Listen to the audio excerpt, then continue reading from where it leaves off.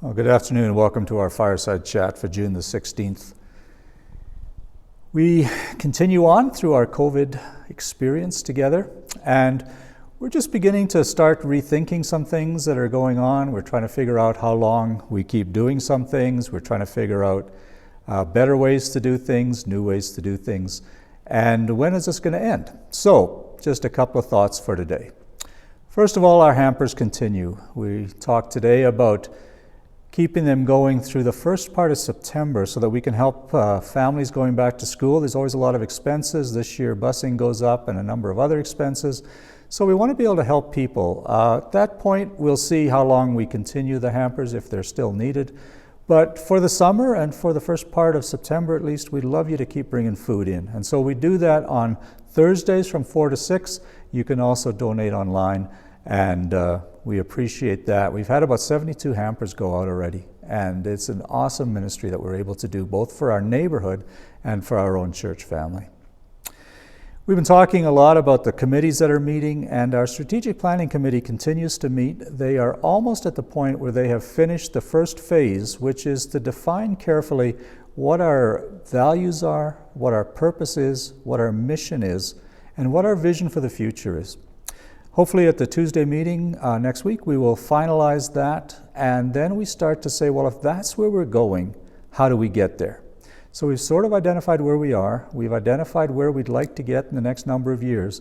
And now the strategic plan is just trying to bridge that gap. How do we see ourselves implementing the changes that we need in order to move forward?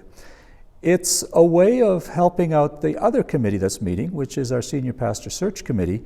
As they start looking for a person, the strategic plan helps them figure out they need someone who can help make some of this a reality.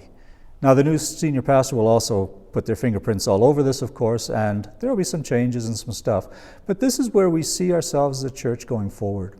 So we've done a survey, and we'd asked you to answer a lot of questions, honestly. And we got 150 responses, which is awesome. That's probably over a third of our adult population. And so thank you for doing that. You will get to see that data when we release the report in September.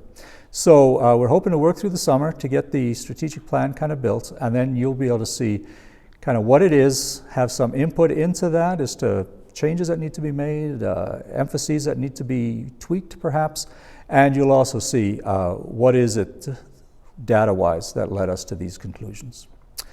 As I said, the Senior Pastor Search Committee keeps going. They have got the job posting done. That will be going out in the next couple of days. And then it's basically just kind of sitting back, letting the resumes flock in, and then we'll see as the shortlisting process begins as we start looking for that person. So please be in prayer for that committee. They will be sending you out a survey as well. It's a little shorter than the other one, but they want to know some things. It's not so much for the posting, but for the screening that comes at the end of that. As they start to say, is this the person, is this not the person? Having your input on a number of things will help on that. So stay tuned for that. It'll be coming out in the next week.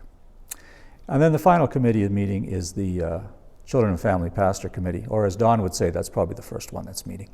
But they're meeting as well. Their job posting is almost done as well. And when the survey gets back from the senior pastor one, they also have a survey. It'll only go out to the children and family people in the church. So if you have a child between birth and grade 6, you'll get this. And it's just a brief questions of what are you looking for as a pastor to your family and to your children.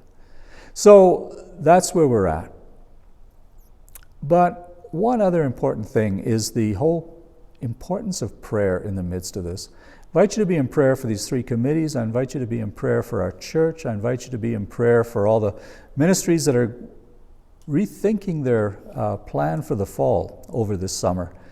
And as part of that, we wanted to do a prayer meeting on the 29th of June, 7 o'clock here at the church, probably out on the grass by the quadrangle there if the weather's good. Bring a lawn chair, come on out, and let's just spend some time praying together. We can celebrate what God is doing. We can pray for strength to get through this present time. We can pray for vision and hope for the future. We can pray for our church as it ministers and reaches out and tries to make a difference in the midst of all this.